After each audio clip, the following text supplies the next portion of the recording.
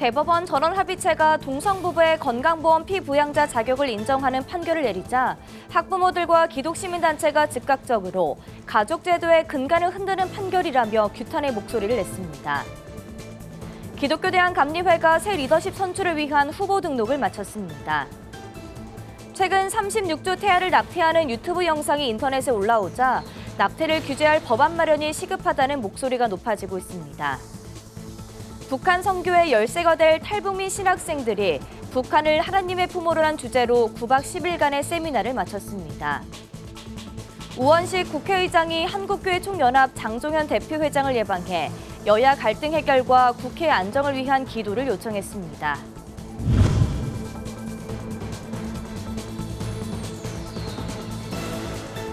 시청자 여러분 안녕하십니까? 구티비 뉴스입니다. 대법원이 18일 동성부부의 건강보험 피부양자 자격을 인정했습니다. 이날 대법원 전원합의체는 2019년 동성혼을 올린 소성욱 씨가 국민건강보험공단을 상대로 낸 보험료 부과처분 취소 소송에서 다수 의견으로 상고를 기각하고 원고 승소 판결을 한 원심을 확정했습니다. 이날 판결은 국내에서 동성부부의 사회보장 권리를 법적으로 인정한 첫 사례여서 학부모들과 기독시민단체에선 즉각적으로 우려와 규탄의 목소리가 나왔습니다. 전국 학부모단체연합, 반동성애 기독시민연대 등 학부모 기독시민단체 60여 곳은 성명을 내고 이번 전원합의체 판결은 단순히 건강보험 피부양자 자격에 동성결합 상대방까지 혜택을 주는 것으로 끝나는 것이 아니라 헌법이 보장하는 남성과 여성으로 이루어지는 사회의 가장 기본이 되는 가족제도의 근간을 흔드는 판결이라고 규탄했습니다. 또한 민법의 가장 중요한 상속법에서의 상속제도, 국민연금보험과 고용보험, 산재보험 등에도 동성결합 상대방을 포함 적용하는 것으로 확장될 수 있어 사회 혼란을 초래할 게 자명하다고 말했습니다. 기독교대한감리회가 앞으로 4년 동안 교단의 미래를 이끌어갈 새 리더십 선출을 위한 후보 등록을 마쳤습니다. 감독회장 후보로 김정석, 윤보환, 이광호 목사가 출사표를 던진 가운데 치열한 3파전이 예상됩니다. 후보 등록 현장을 권현석 기자가 취재했습니다. 기독교대한감리회가 오는 9월 제36회 총회 감독회장 선거를 앞두고 후보 등록을 마쳤습니다. 후보는 총 3명으로 광림교회 김정석 목사와 영광교회 윤보환 목사, 도봉교회 이광호 목사가 도전장을 내밀었습니다. 감리회 최대교회 담임 목사이자 제16대 서울 남년회 감독을 역임한 광림교회 김정석 목사는 감독회장 선거에 첫 출사표를 던졌습니다.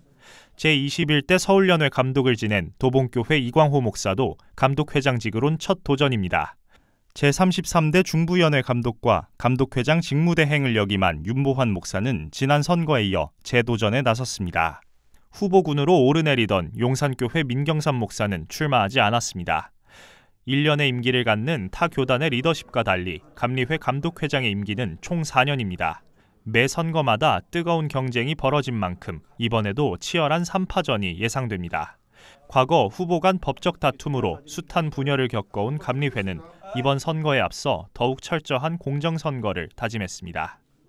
특히 이제 금품소수, 상호 비방, 또 불법적 유인물 이런 것들이 여러 가지 문제의 원인이 되기 때문에 우리 선관위는 이 문제에 대해서 철저히 단속하고 부정 불법 선거가 일어나지 않도록 애쓸 겁니다. 감독회장 후보 등록에 이어 오는 8월 합동 정책 발표가 예정돼 있습니다. 이 자리를 통해 후보자에 대한 비전과 교단 운영 방향을 가늠해 볼 수 있습니다. 이어 9월에는 교단 유권자들에게 선거 공보물과 안내문이 발송됩니다. 끝으로 9월 26일에는 투표가 실시되며 같은 날 당선자 윤곽도 가려질 예정. 당선자는 오는 10월 총회에서 취임식을 갖고 4년간의 공식 임기를 소화합니다. 감리회는 감독회장 선거와 동시에 국내 10개 연회의 감독 선거를 진행합니다. 18일까지 모든 후보 등록이 마무리된 가운데 자격 심사를 거쳐 오는 26일 후보가 확정됩니다. 이어 9월 26일 감독회장 선거와 함께 10개 연회 감독 후보자들도 유권자들의 선택을 받습니다. 한편 감리회의 선거권 자격이 대폭 확대된 이후 치러지는 첫 감독회장 선거인 만큼 결과를 예측하긴 더 어려워졌습니다. 구티비 뉴스 권현석입니다. 최근 인터넷 동영상 사이트에 한 여성이 36주 된 태아를 낙태했던 과정을 올리면서 사회에 큰 충격을 줬습니다. 전문가들은 낙태죄의 부작용이라며 관련법 마련이 시급하다고 밝혔는데요. 교계에서도 법안 마련을 촉구하는 성명을 발표했습니다. 장정훈 기자가 보도합니다. 출산이 임박해 보이는 여성 A씨. 임신 36주 차에 접어든 임산부입니다. 한 달 뒤 출산이 예정돼 있었지만 A씨가 올린 영상은 충격적입니다. 태아를 낙태하는 과정이 담겼기 때문입니다. 현재까지 영상의 진위는 밝혀지지 않았지만 해당 영상은 사회에 큰 충격을 안겼습니다. 전문가들은 출산에 임박했을 정도로 태아가 성장했을 것이라며 영상 속 여성의 행동을 낙태가 아닌 살인으로 규정했습니다. 크게는 거의 2.5kg 이상, 그래서 2.8kg 이 정도 된다고 보시면 됩니다. 36주는 가만 놔둬도 사는 겁니다. 낙태가 아니라 살인이죠, 이건요. 전문가들은 현재 법적으로 낙태를 규제할 방안이 없기 때문에 이 같은 일이 벌어졌다고 분석했습니다. 지난 2019년 헌법재판소는 형법상 낙태죄의 헌법 불합치 결정을 내렸습니다. 그러면서 2020년까지 국회에 법 개정을 명령했지만 기한이 지켜지지 않았고 이에 낙태를 처벌하는 형법 조항은 폐지됐습니다. 이로 인해 현재 낙태를 했다는 이유로 여성과 의사를 처벌할 수는 없습니다. 보건복지부 역시 A씨를 낙태가 아닌 살인으로 경찰에 수사 의뢰한 상황입니다. 기독교계에서는 산모를 보호하고 태아의 생명을 지킬 수 있도록 관련법이 제정돼야 한다고 강조합니다. 국내에서 활동 중인 생명존중운동, 프로라이프 단체들은 정부가 앞장서 태아 생명보호법을 마련해야 한다고 목소리를 높였습니다. 이들은 정부의 무관심으로 낙태가 만연하는 상황이 벌어졌다며 36주 낙태 영상은 많은 살인 중 하나라고 지적했습니다. 특히 입법 공백 5년 동안 생명보호를 위한 움직임이 없었다며 정부의 노력을 촉구했습니다. 36주 낙태 브이로그가 올라오는 이런 지경까지 만든 게 저는 법무부의 역할의 부재라고 생각을 합니다. 그래서 법무부가 조속히 태아 생명 보호하는 법안을 빠르게 입법할 수 있도록 애써주시고 또한 생명에 대한 책임의식을 떨어뜨리는 사회문화적 폐해를 규탄하고 한국교회가 함께 목소리를 내줄 것을 요청했습니다. 우리의 침묵은 이제 여기까지다.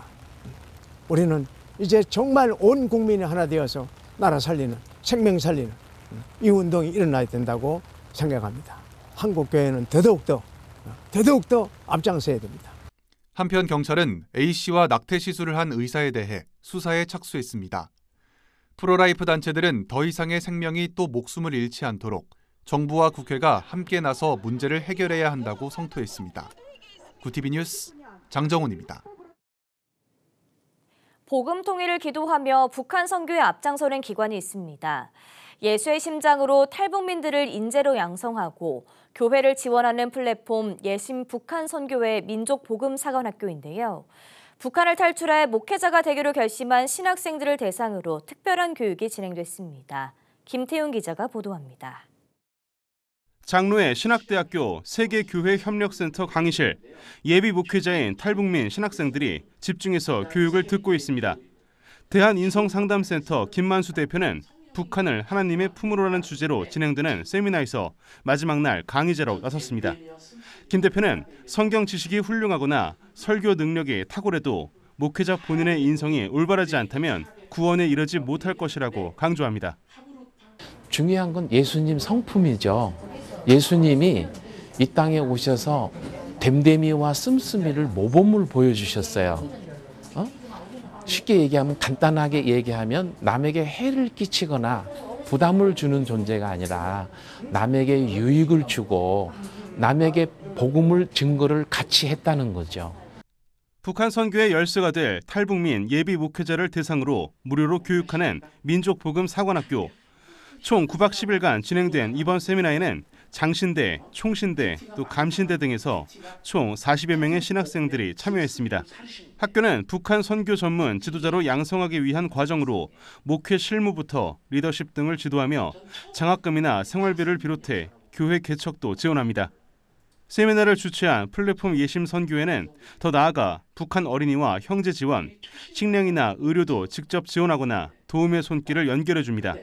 선교회 대표는 북녘 형제들에게 거부감 없이 직접 소통하면서 예수의 심장으로 복음을 전할 목회자를 세우기 위해 이 사역을 계속한다고 말합니다. 인도적 지원도 하고 뭐 여러 가지 교회들이 사역을 대북 사역을 많이 하지만 북한에 복음을 전할 사람을 길러내지 못했다는 것입니다. 북한을 향한 열정과 복음을 전할 결단을 하고 이 성장하게 되면은 하나님께서 북한의 문을 열어주시지 않겠느냐. 한국 땅을 밟은 후 하나님의 자녀로 다시 태어난 탈북민 신학생들.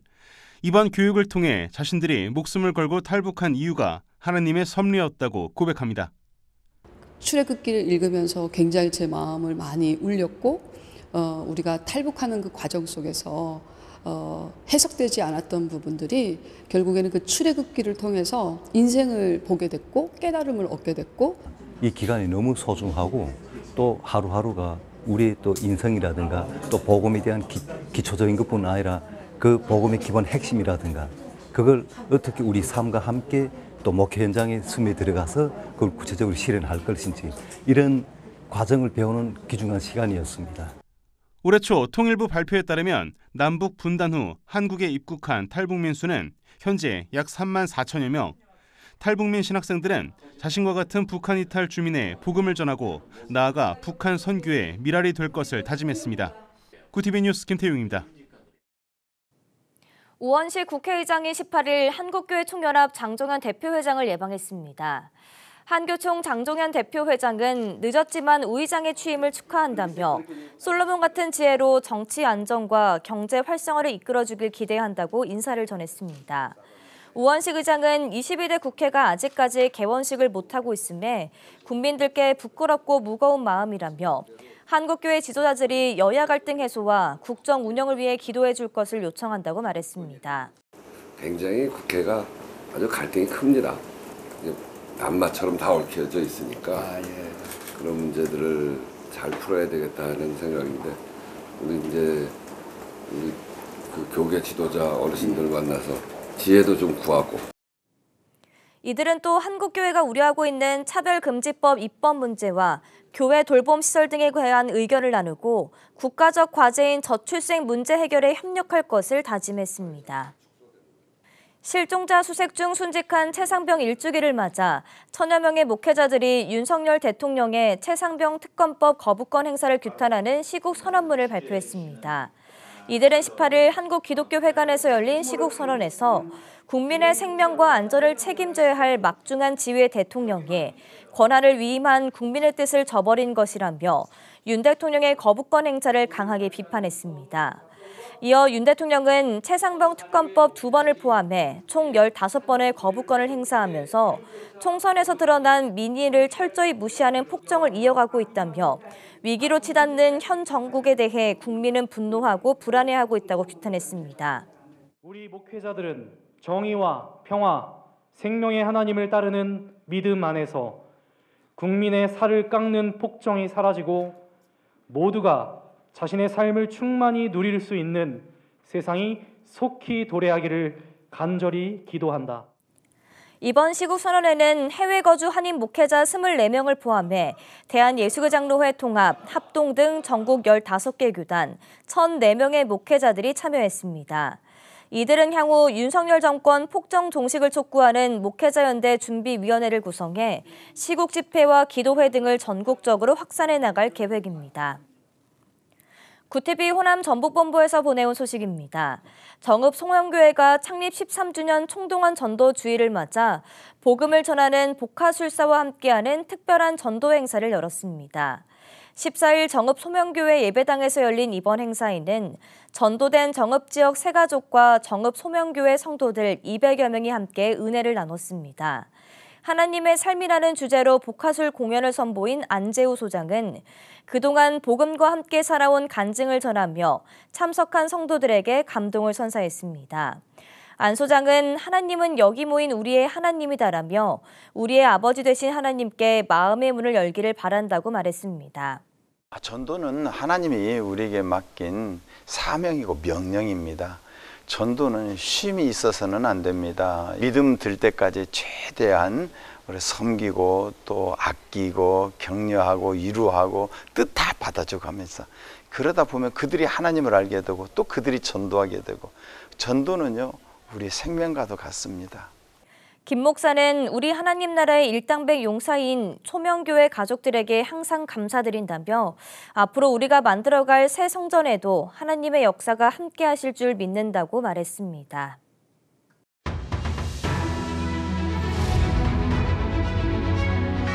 오늘의 이슈 포커스입니다.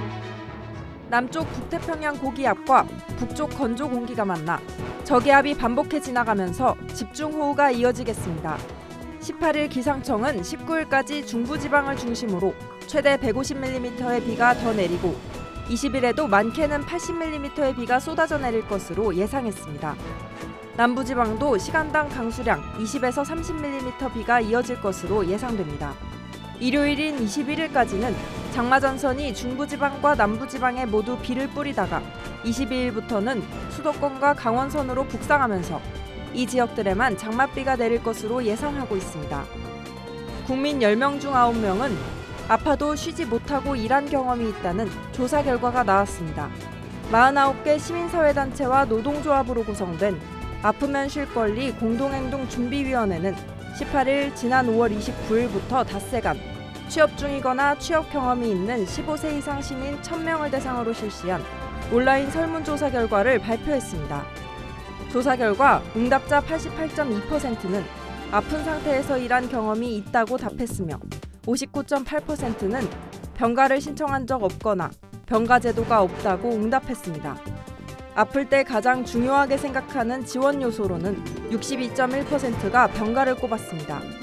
이외에도 의료비 지원 외 소득 보전, 휴게와 보건 공간, 아플 때 쉬도록 배려하는 분위기, 재택과 대체근무 등이 필요하다는 응답도 있었습니다. 양현준 서울대 공익법률센터 변호사는 법정 유급 병가를 실효성 있게 보장하려면 병가를 이유로 한 불리한 처우를 금지해야 한다며 국가가 노동자에게 병가 기간, 급여 전부 또는 일부를 지급할 수 있게 규정할 필요도 있다고 말했습니다. 코로나19 확산 방지를 위해 대면 예배를 금지한 정부의 처분은 적법하다는 대법원 판단이 나왔습니다. 대법원 전원합의체는 광주 안디옥 교회가 광주광역시장을 상대로 제기한 집합금지 취소 청구 소송에서 원고 패소를 선고한 원심을 확정했습니다. 이용석 광주시장은 2020년 8월 27일 코로나19의 지역사회 전파를 막기 위해 같은 해 9월 10일까지 관내 교회 내 대면 예배를 금지하는 행정명령을 발동했습니다. 온라인 예배 준비를 위해 최대 9명까지만 모일 수 있었지만 해당 교회는 총 3차례에 걸쳐 30에서 40여 명이 참석한 대면 예배를 진행했습니다. 당국이 이를 적발해 수사를 의뢰하자 교회는 처분 자체가 잘못됐다며 행정소송을 제기했습니다. 1심과 항소심은 종교의 자유를 본질적으로 침해하거나 헌법상 원칙을 어겨 재량권을 남용했다고 보기 어렵다며 지자체 처분이 적법하다고 판단했습니다. 부티비 뉴스 장세인입니다.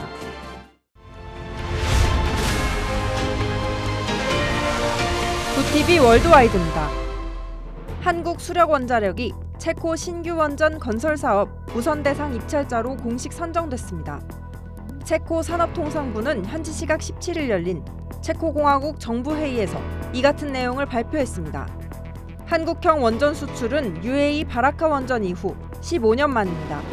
체코는 두코바니와 테물린 지역에 각각 2기씩 총 4기의 원전을 건설하기로 하고 한국수력원자력과 프랑스 전력공사를 최종 후보로 놓고 고심해왔습니다. 이번 수주전에서 우리나라는 한수원, 한전기술, 한국원자력연료 등 팀 코리아를 결성해 총력전을 벌였습니다. 미국 중앙정보국 CIA 출신의 영향력 있는 대북 전문가인 한국계 수미테리가 한국 정부를 위해 불법으로 활동한 혐의로 기소된 사건과 관련해 미국 국무부가 입장을 밝혔습니다. 매슈 밀러 국무부 대변인은 현지 시각 17일 그녀가 위반한 혐의를 받는 외국 대리인 등록법에 대해 이 법이 존재하는 이유는 우리 정부에 있는 사람들이 우리를 만나려고 온 사람들을 접촉할 때 그들이 누구를 대표하는지 알기 위해서라며 법무부가 법을 집행하는 게 적절하다고 밝혔습니다. 이 법은 외국 정부와 기관 등 외국의 이익을 대변해 로비 활동을 하는 미국 개인이나 기업이 법무부에 등록하고 로비 활동과 금전적 거래 등을 신고하도록 하는 법입니다. 앞서 미국 연방검찰은 테리가 고가의 대가를 받고 한국 정부 대리인으로 일했다며 이 법을 어긴 혐의로 재판에 넘겼습니다. 미국 LA에서 우리 정부가 최근 7월 14일로 제정한 북한 이탈 주민의 날을 기념해 제1회 미주 탈북민 대회가 열렸습니다. 한인 비영리 단체 한미연합회는 민주평통 오렌지 샌디에이고 협의회와 함께 LA 한인타운 내에서 행사를 개최했다고 18일 밝혔습니다. 김영길 한미연합회 총회장은 북한은 올해 초 남한을 불변의 주적이라고 선언했고 최근 오물풍선을 살포해 불안을 조성하는 등 반통일적 행보를 보인다며 한국은 탈북민의 날을 제정해 북한과 다른 자유민주주의의 가치를 보이고 있다고 말했습니다. 그러면서 북한이 다친 마음으로 인권을 유린하고 자유를 억압해도 북한 주민들의 자유를 향한 갈망은 막을 수 없다며 그 증거가 탈북민이고 우리는 탈북민을 포용하고 권익 향상에 힘써 남북한의 통합을 준비해 나가야 한다고 덧붙였습니다. 고령 논란에 민주당 안팎의 사퇴 압박을 받는 조 바이든 미국 대통령이 다시 코로나19에 걸려 유세에 차질을 빚었습니다. 바이든 대통령은 라스베이거스에서 열리는 라틴계 미국인 행사에서 발언할 예정이었지만 코로나19 확진 판정을 받아 참석하지 못했습니다. 바이든 대통령은 델라웨어 사저로 돌아가 자체 격리한 상태에서 직무를 수행할 예정으로 코로나 증세는 가벼운 수준으로 전해졌습니다. 구티비 뉴스 장세인입니다.